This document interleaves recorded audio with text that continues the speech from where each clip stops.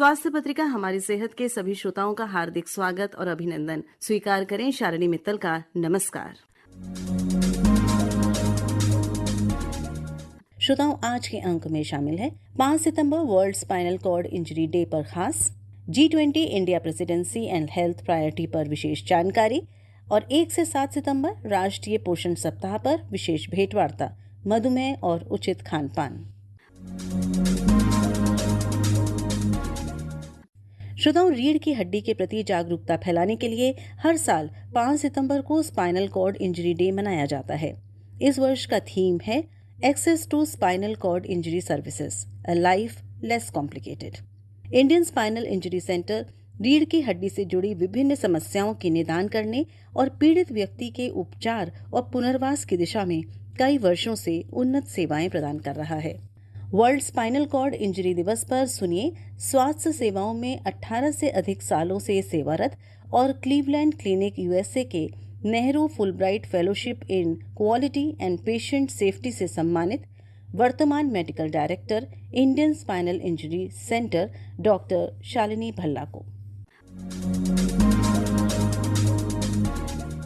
नमस्कार, मैं doctor Shalini Bhalla, medical director of Indian spinal injury centre Basant Kunj, new Delhi, आप सभी को वर्ल्ड स्पाइनल इंजरी डे की बधाई देती हूँ। स्पाइनल इंजरी डे पूरे विश्व में 5 सितंबर को मनाया जाता है।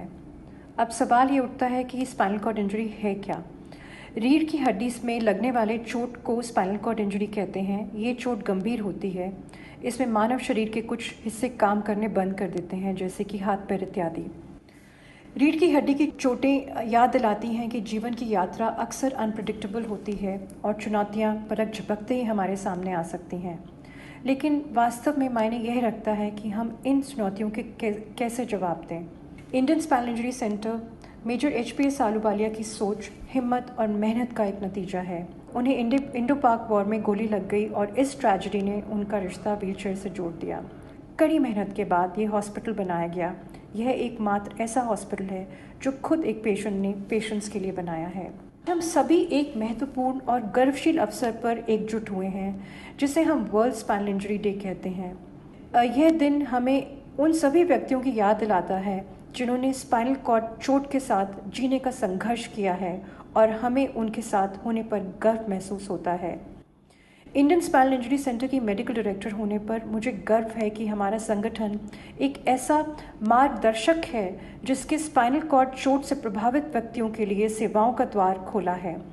वर्ल्ड स्पाइनल इंजरी डे हमें यह याद दिलाता है कि हमें समाज में जागरूकता पैदा करना चाहिए इन तरह के पेशेंट्स के लिए।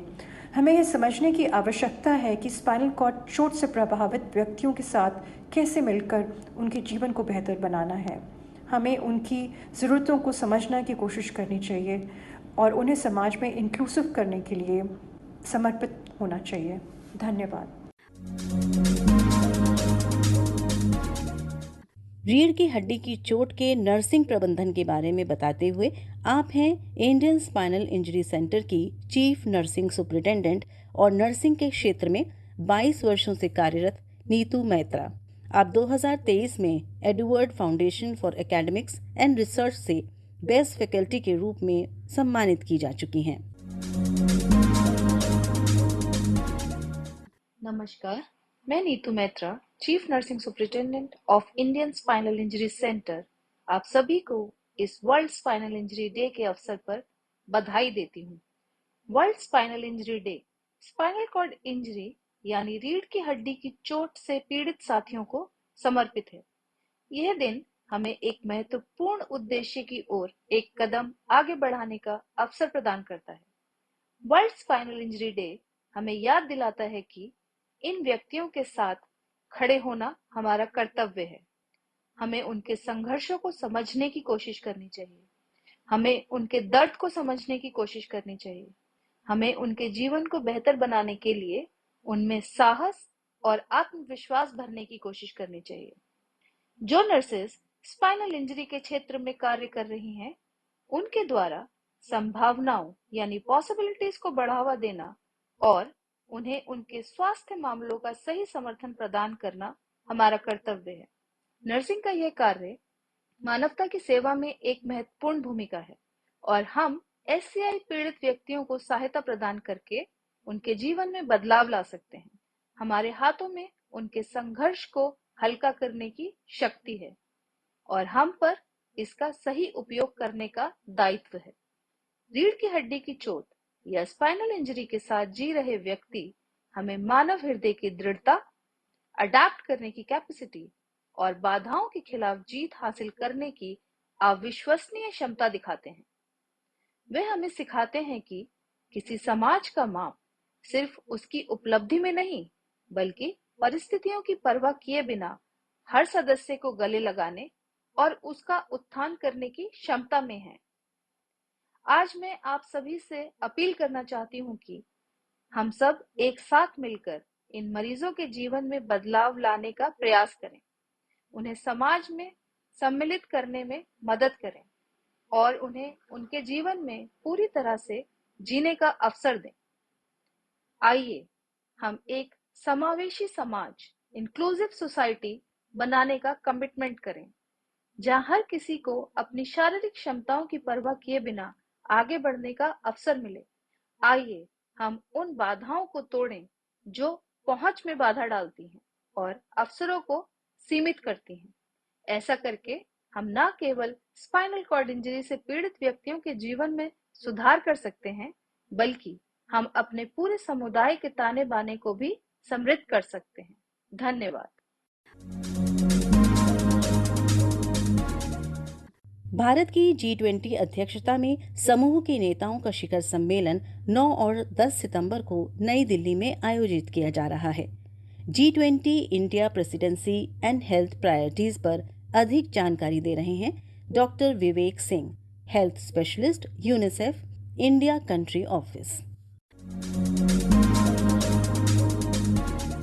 G20 एक 19 देशों का और यूरोपियन यूनियन का समूह है। 1999 से जो दुनिया के सबसे बड़े इकोनॉमीज हैं, ये हर साल किसी एक कंट्री के पास प्रेसिडेंसी होती है इस समूह में से, जो डिसाइड करता है कि दुनिया में हमको किस तरह से सस्टेनेबल डेवलपमेंट की तरफ जाना है, जिससे हर व्यक्ति, हर फैमिली कैसे खुशहाल रह सके।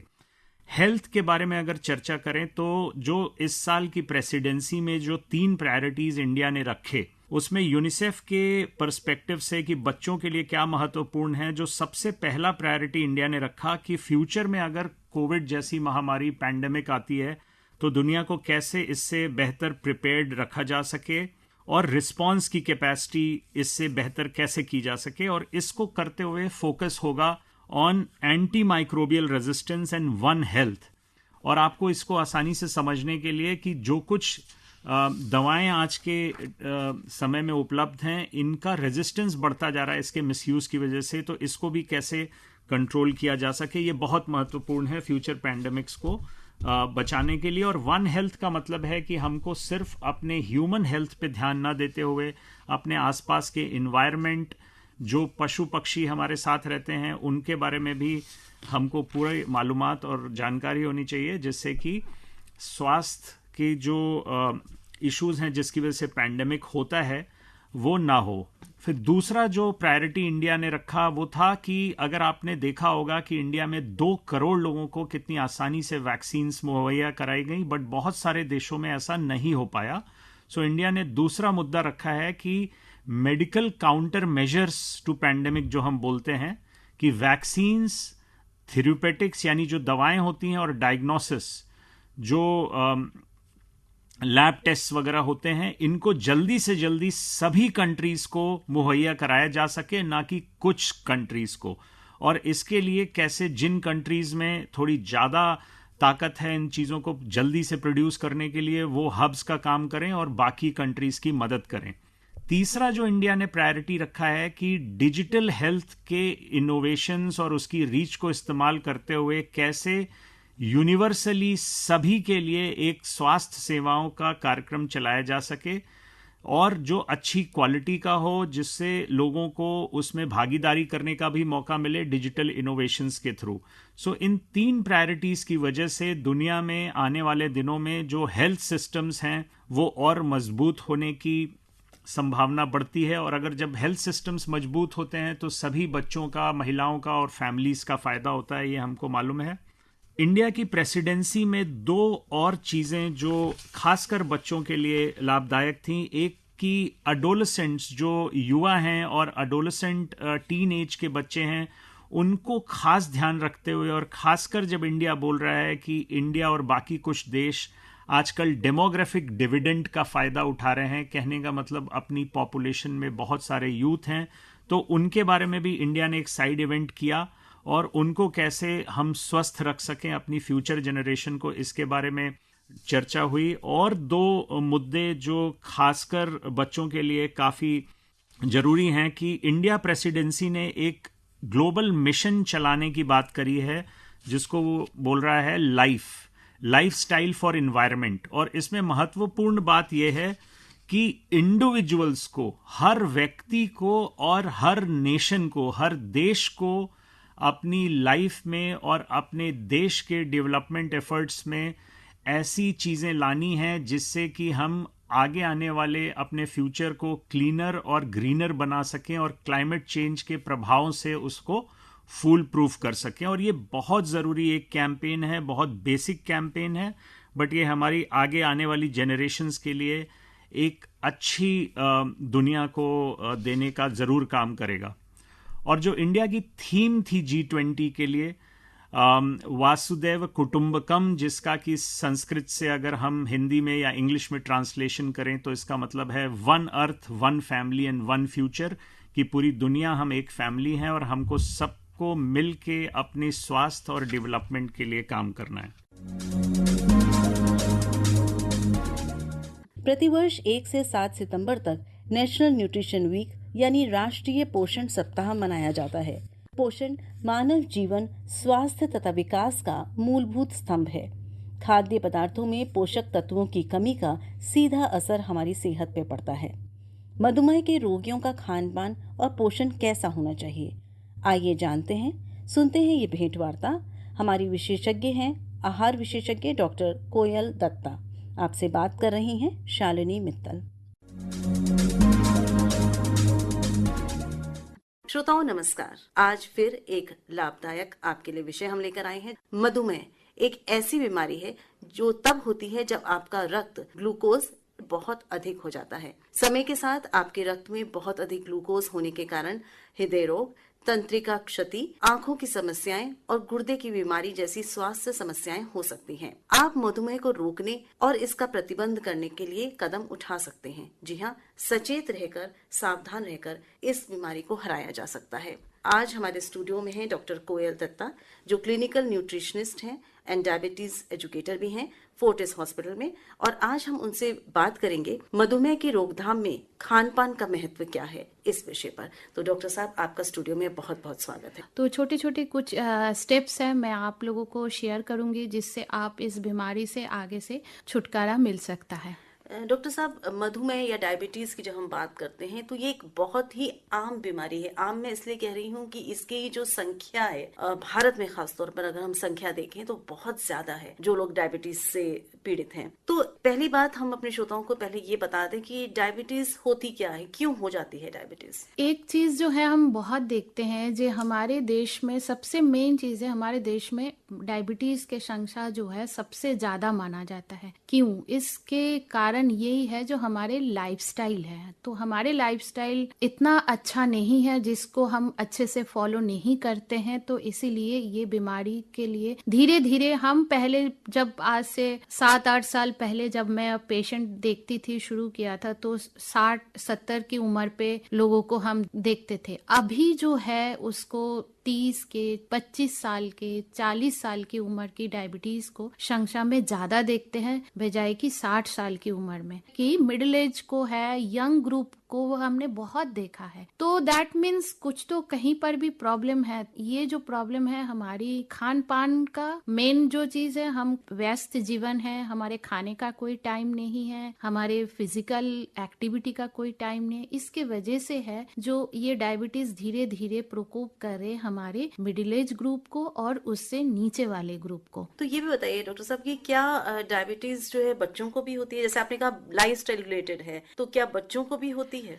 अभी जो ट्रेंड हमने देखा है, डायबिटीज तो 3 तरह की होती है। एक तो टाइप 1 होती है, एक टाइप 2 होती है, एक जेस्टेशनल। तो टाइप 1 जो होती है पूर्ण रूप से जब किसी को भी हो सकता है, वो इंसुलिन जिनके बॉडी में बनता नहीं है। मगर हमने जो अभी देखा यंग एडोलेसेंट ग्रुप में और मिडिल एज ग्रुप में टाइप 2 के शिकार होने में ज्यादा देखा है। तो इसमें होता है 15 ईयर्स 16 ईयर्स के बच्चों को भी हमने देखा है जिनका ओबेसिटी है, उसको उस ओबेसिटी को है जो डायबिटीज में बाद में वो परिवर्तित हो जाता है। पहले ओबेसिटी होती है और उसके बाद में डायबिटीज हो जाता है। तो आपने बताया है कि किसी भी एज ग्रुप में डायबिटीज हो सकता है और खास तौर पर अगर हम लाइफस्टाइल अच्छा ना हो तो ये इसके चांसेस बढ़ जाते हैं। तो क्या लाइफस्टाइल आप कहना चाहेंगे हमारे श्रोता अपनाएं जिससे कि ये हो ना? हाँ, ये मेन चीज है। हम अपना डेली रूटीन जो है, लेट नाइट का जो है वो भी हमें ध्यान रखना है। हम प्रॉपर खाना हमें ध्यान रखना है। जैसे ब्रेकफास्ट जो है वो टाइम पे करें। ऐसा नहीं होना चाहिए जो हम सुबह जल्दी से निकल गए स्कूल के लिए या ऑफिस के लिए, ब्रेकफास्ट हमने स्किप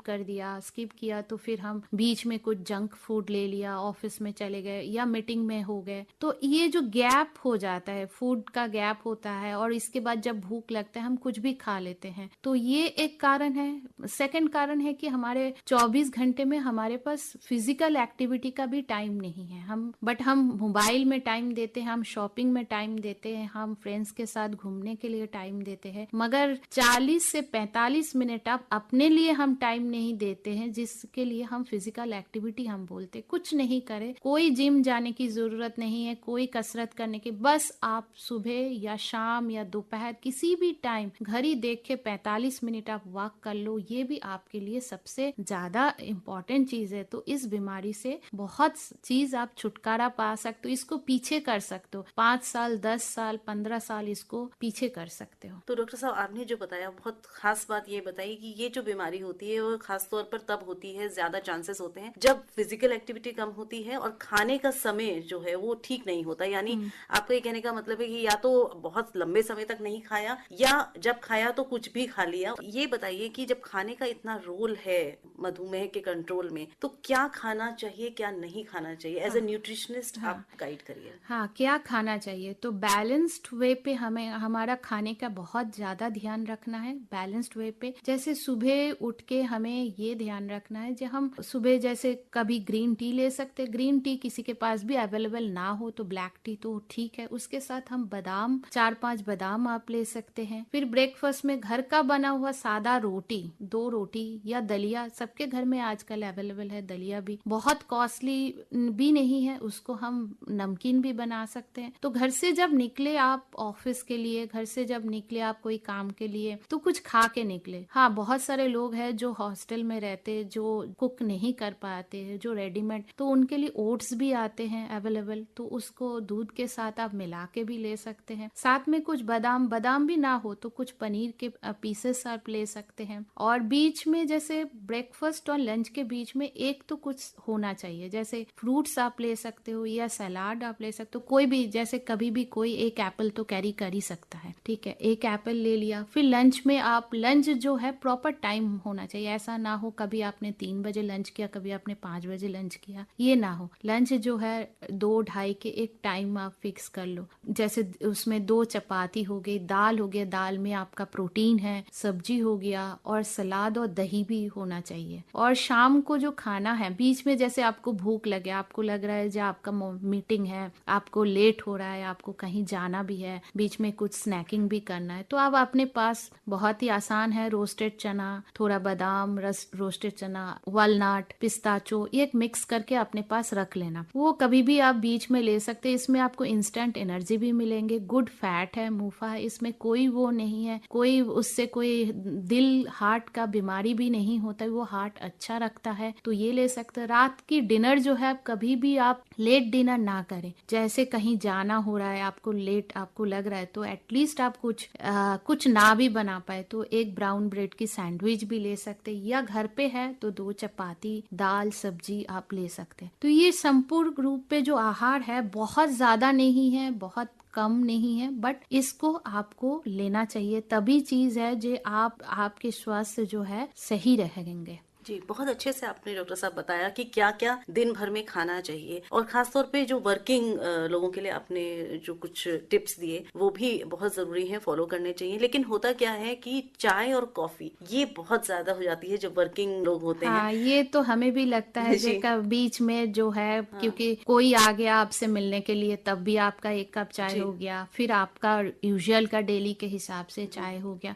तो ये कितना नुकसान करती है मेजर? ये नुकसान है कि आपके लंच के टाइम पे आपने चाय पी लिया तो आपके लिए नुकसान है, ठीक है, क्योंकि फिर क्या होता है, आपका भूख जो है वो मर जाते हैं, उसको आपको डिले हो जाएंगे, तो उस टाइम आप उस चाय को स्किप कर सकते हो। मैं तो आप लोगों को यही बताना चाहूंगी 3 से 4 कप आप चाय मैक्सिमम आप ले सकते हो, उसके बीच में जब भी कोई आए तो उसको आप स्किप करो तो ज्यादा बेटर है। डॉक्टर साहब, एक और प्रश्न मेरे जहन में आ रहा था कि आपने बताया लाइफस्टाइल के कारण ये डिजीज होती है, लेकिन क्या हेरिडिटरी भी होती है? हाँ, किसी किसी के, जैसे हमें ये भी चीज है जिनके पेरेंट्स में है तो उनको भी पता होना चाहिए जो हमारे मम्मी पापा को है या हमारे बड़े भैया को है या बड़े दीदी को है, तो उस हिसाब से हम उनको देख के भी हम उसको आगे इस बीमारी से छुटकारा मिल सकता है, क्योंकि हमें जब पता रहता है जो हमारे पेरेंट्स में भी है, हम उस चीज को हम झेल रहे, किसी की पेरेंट्स को जिनको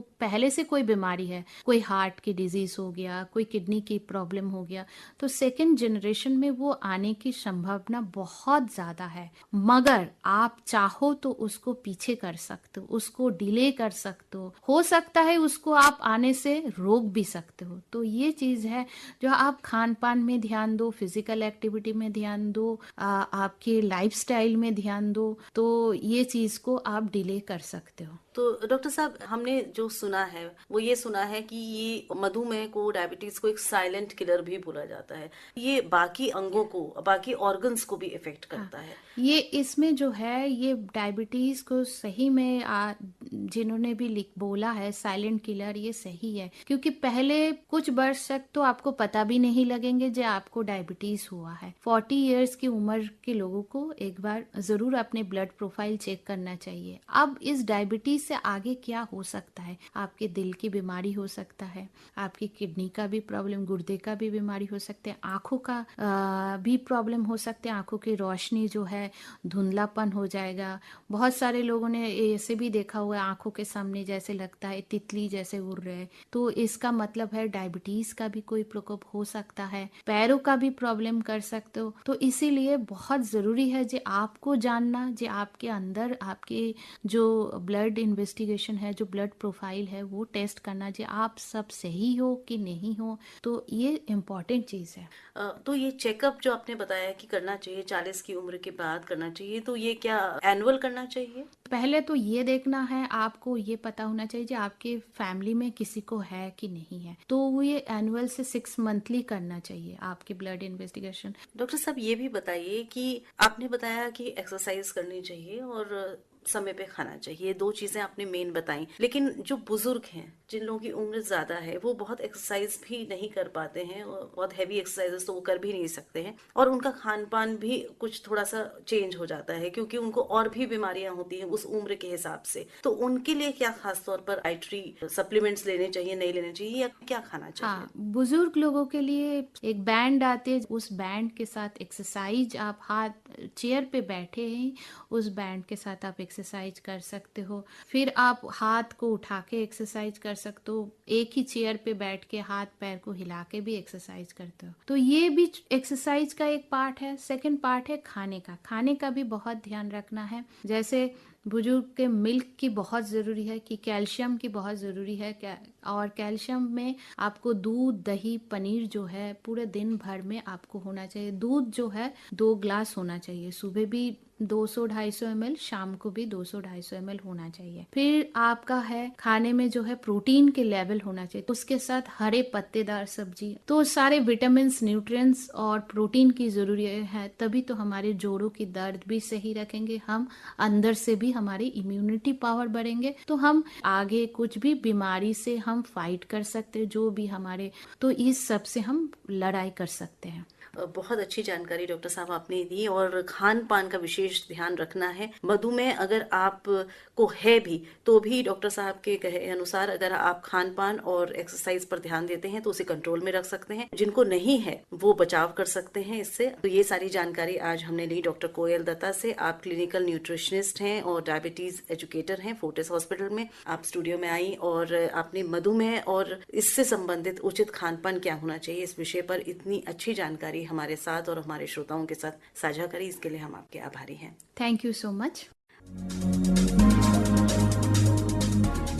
अभी आप मधुमेह के रोगियों के लिए उचित खान पान विषय पर कोयल दत्ता से ली गई भेंटवार्ता सुन रहे थे। आप एक न्यूट्रिशनिस्ट हैं और डायबिटीज एजुकेटर भी।